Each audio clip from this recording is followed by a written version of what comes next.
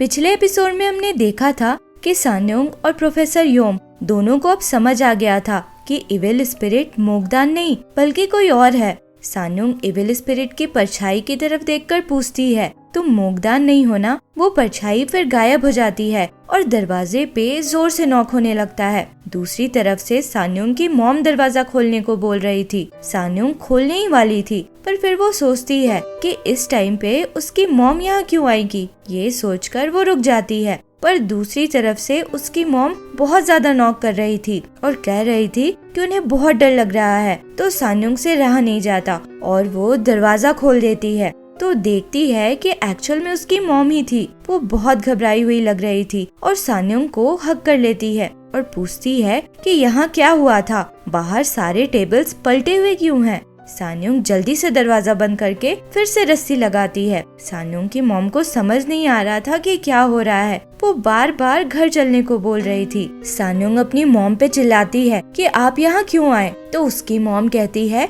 कि आज एक डिटेक्टिव आकर कुछ क्वेश्चंस पूछ रहा था तो उन्हें उसकी चिंता हो गई। सान्योंग की मॉम बार बार पूछ रही थी कि ये सब हो क्या रहा है। तो सान्योंग अपनी मॉम को समझाती हुई कहती है कि आप अभी घर जाओ, मैं कल आऊंगी। रात में सेफ नहीं है, दिन में बात करेंगे। सान्योंग की मॉम और ज्यादा डरने लगती है और कहती है कि तुम ऐसे क्यों बोल रही हो, तुम्हारे डैड ने भी मुझसे ऐसा कहा था। सान्योंग की मॉम ग्योंगमुन फिर बताती है कि उसकी मॉम के डेथ के बाद वो इस घर में आई थी उसे अपने साथ ले जाने के लिए। फ्लैशबैक सीन में हम देखते हैं कि ग्योंगमुन जब आई थी तो सान्योंग सोई हुई थी। वो उसे सोते हुए ही गोद में लेकर निकलने वाली थी तो सामने गैंगमो खड़ा था। वो पास आकर सान्योंग को उसकी गोद से लेकर वापस से बेड पे सुला देता है और कहता है कि अगर तुम इसे लेकर जाना चाहती हो तो सूरज उगने के बाद जाओ, रात सेफ नहीं है। ग्योंगमुन फिर रात में वहीं रुकी थी और सुबह होते ही वो सान्योंग को लेकर वहाँ से निकल गई थी।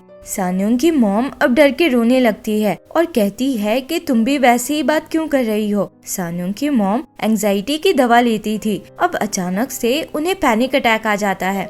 दूसरी तरफ हम योम को देखते हैं जो अपनी दादी से मिलने आया था। वो उनसे पूछता है, वो लड़की जो मरी थी वो मोगदान नहीं थी ना, क्या नाम था उसका? उसकी दादी कहती है, तुम भी उस इविल स्पिरिट को भगाना चाहते हो क्या? योम कहता है कि आपको उस भूत के गायब होने से क्या फर्क पड़ता है, आप कुछ छिपा रहे हो क्या? उसकी दादी कहती है, मैं कुछ नहीं छुपा रही, मैंने तुमको सब बता दिया है। वो लड़की जो मरी वो मोगदान ही थी।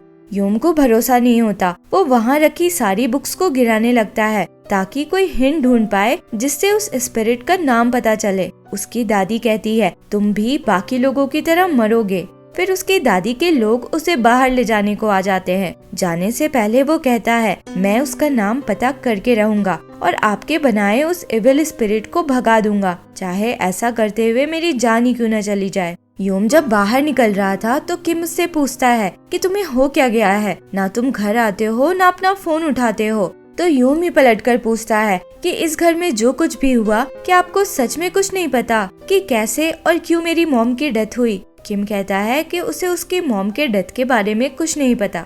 योम होंगसे के साथ ही यहाँ आया था और वो गेट के बाहर उसका वेट कर रहा था। वापस आकर योम बताता है कि उसे कुछ पता नहीं चल पाया। होंगसे कहता है, एक बार मैंने इसी गेट के बाहर सान्योंग को तुम पे चिल्लाते देखा था। उस समय तो मुझे रीजन पता नहीं था, पर अब मुझे पता है और तुम्हारे फादर और ग्रैंडफादर ने जो भी किया है वो भी मैं पता करके रहूंगा। डिसाइड होता है कि होंगसे जंगयुन कंपनी के पुराने एक्टिविटीज में ध्यान देगा और योम जंगजिनरी के स्कूल में, और योम बचे हुए ऑब्जेक्ट्स को ढूंढने की भी कोशिश करेगा।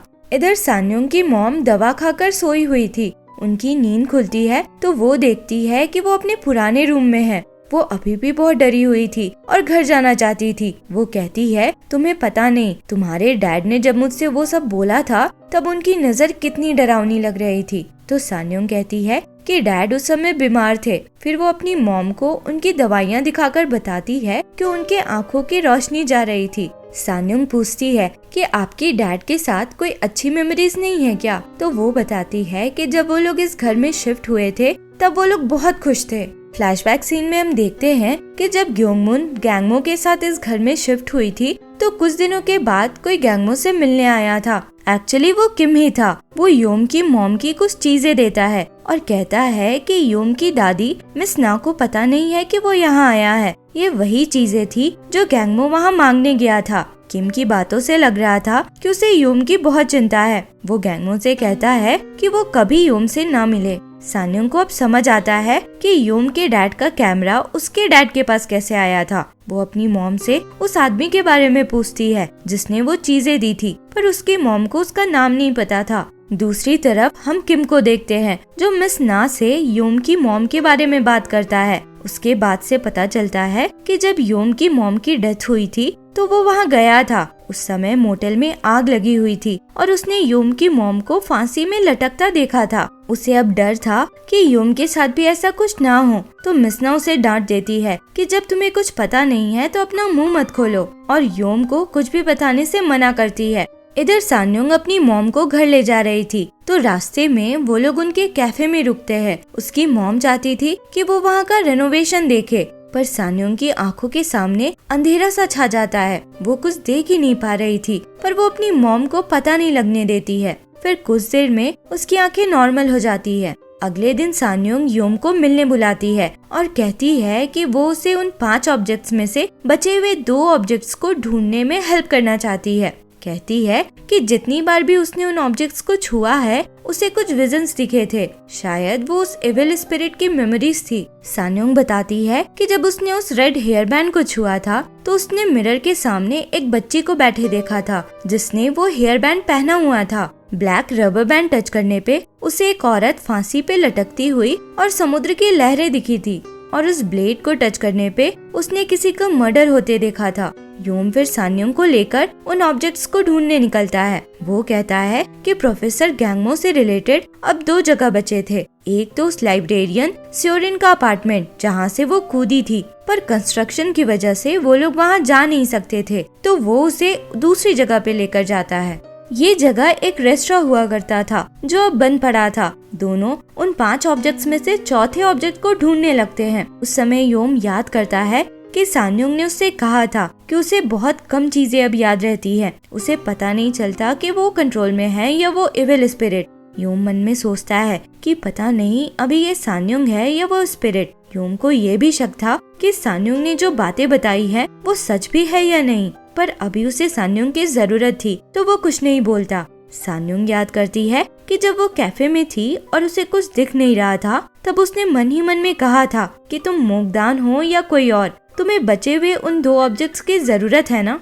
दूसरी तरफ हम होंगसे को देखते हैं। वो पुलिस स्टेशन आकर जंगह्युन कंपनी के बारे में यूजफुल इंफॉर्मेशन ढूंढ रहा था। उसे एक फाइल मिलती है जिसमें जंगह्युन के इलीगल लोन्स के बारे में इंफॉर्मेशन थी। जंगह्युन के अगेंस्ट पहले भी बहुत सारे केसेस शुरू हुए थे, पर कोई भी कोर्ट तक पहुंच नहीं पाया था। एक केस फाइल में ये लिखा था कि पुलिस को इन्वेस्टिगेशन रोकनी पड़ी थी क्योंकि सस्पेक्ट जयवो जो कि योम के ग्रैंडफादर थे, उनकी डेथ हो गई थी। उस केस में जो चीफ इन्वेस्टिगेटर था होंगसे उससे मिलने पहुंचता है। होंगसे उसी केस के बारे में पूछता है जिसमें जयवो इन्वॉल्व था। ये डिटेक्टिव बताता है कि वो जंगह्युन कंपनी के सीईओ जयवो से उसके मरने के एक दिन पहले ही मिला था हॉस्पिटल में। फ्लैशबैक सीन में हम देखते हैं कि जब डिटेक्टिव जयवो से मिलने पहुंचा था तब उसकी हालत बिल्कुल भी अच्छी नहीं थी। मिस ना ने उस समय बताया था कि वो अब खा नहीं पा रहा था और लोगों को पहचान भी नहीं रहा था। हम देखते हैं कि उसके हाथों में भी वैसे ही चोट के निशान थे। जिस हॉस्पिटल में योम के ग्रैंडफादर की डेथ हुई थी उसी हॉस्पिटल में उसके डैड की भी डेथ हुई थी, और दोनों की ही बहुत यंग एज में डेथ हुई थी। होंगसे उसी हॉस्पिटल के एक डॉक्टर से जाकर मिलता है। होंगसे को ये पता था कि इस हॉस्पिटल को जंगह्युन कंपनी की तरफ से फंडिंग मिलती है। अभी तक 5 बिलियन वॉन से ज्यादा मिल चुका था। होंगसे पूछता है कि उस कंपनी ने इतना पैसा इस हॉस्पिटल में क्यों इन्वेस्ट किया। डॉक्टर पहले तो कुछ भी बताने से मना करता है, पर होंगसे जब रिपोर्टर लेके आने की धमकी देता है तो वो कहता है कि उसका उस इंसिडेंट से कोई लेना देना नहीं है। उसने तो बस वही किया था जो मिस ना ने उसे करने को बोला था। डॉक्टर किसी लड़के के बारे में बोलता है कि वो तो ऐसे भी मरने वाला था। फिर हम योम और सान्योंग को देखते हैं जो अब भी उस चौथे ऑब्जेक्ट को ढूंढ ही रहे थे। आखिर वहाँ के सीलिंग में सान्योंग को कुछ मिलता है। आवाज सुनकर योम आता है तो देखता है कि सान्योंग ऊपर की तरफ देखे जा रही थी, जैसे उसे कुछ विजन्स दिख रहे हो।